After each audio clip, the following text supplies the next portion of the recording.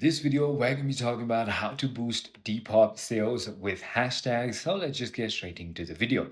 Boosting sales on Depop with hashtag will involve using a strategic mix of relevant, descriptive, and trending tags within the first or five hashtag limit to improve search visibility.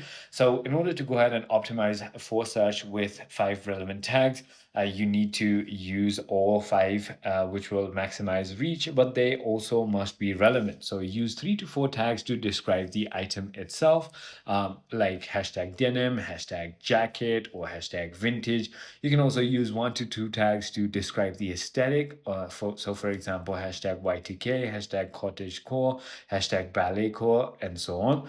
And then place the hashtags at the end of your description to keep it clean and readable.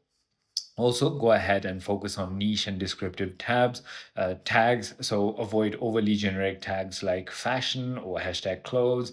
Specificity brings higher intent buyers. So I hope this video clarifies everything for you. If you have further more queries, feel free to comment down below, and I'll see you on the next one.